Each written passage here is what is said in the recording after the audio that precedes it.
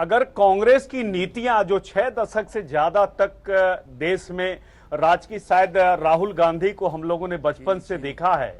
आज वो 47 वर्ष के प्रौढ़ हैं, दाढ़ी बाल सब पक गए उनके।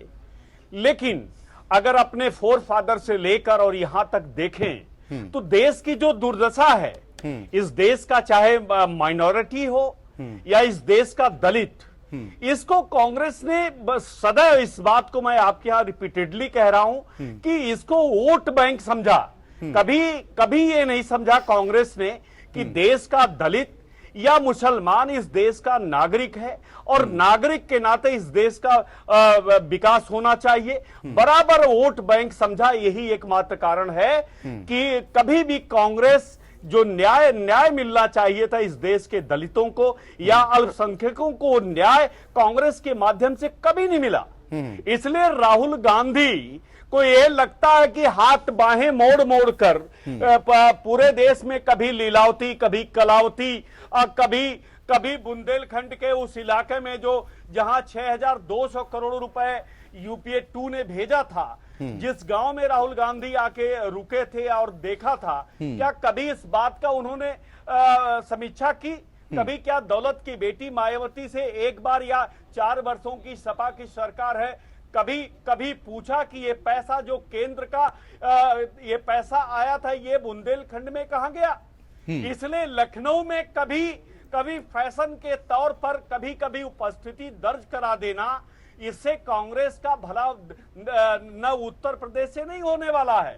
और कांग्रेस आज जो देश में कभी बट ब्रिज की तरह थी, आज बोनसाई हो गई है। घर के आंगन की जो दहली है उस पर बोनसाई की तरह सिमट गई है। कभी 400 सीटें पाने वाली कांग्रेस अक्षय आज 40 सीटों पर सिमट गई, क्योंकि इनके फोर फादर ने जो किया, बाद में कांग्रेस को जिस रास्ते पर जिस तरह भटकी, तो देश की जनता ने इन्हें ये रास्ता दिखाया है।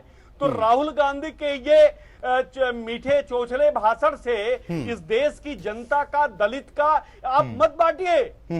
आप दलित में, आप फॉरवर्ड में, आप बैकवर्ड में, आप मुसलमान में, पिछड़ा, ये तमाम बातें कांग्रेस को बंद कर देनी चाहिए। नहीं, राहुल गांधी ने आपकी पार्टी पर भी जमकर निशाना साधा है आईपी सिंह साहब, और ये कहा कि कांग्रेस और आरएसएस के बीच में विचारधारा की लड़ाई चल रही है, देश के माहौल को बिगाड़ने की कोशिश की जा रही है।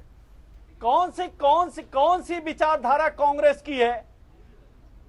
सिर्फ एक समुदाय या संप्रदाय की बात करना, तीन क्या कारण था? क्या कांग्रेस इस बात की जवाब देगी कि उत्तर प्रदेश में अगर उपचुनाव हो रहा था तो क्या कारण था कि सिर्फ मुसलमानों को कांग्रेस ने टिकट दिया? जिस प्रकार आज सत्ता के गलियारे में चर्चा है, लखनऊ में शायद शिव प्रताप जी बहुत चिंतित होंगे, क्योंकि सपा के वरिष्ठ मंत्री हैं, अकेले प्रोफेसर हैं इस पार्टी के, और वहां 3 मुसलमानों का देने का कारण यह है कि ये कांग्रेस ये कोशिश कर रही है कि 403 में कम से कम 200 सीटों पर मुसलमानों को लड़ाया जाए।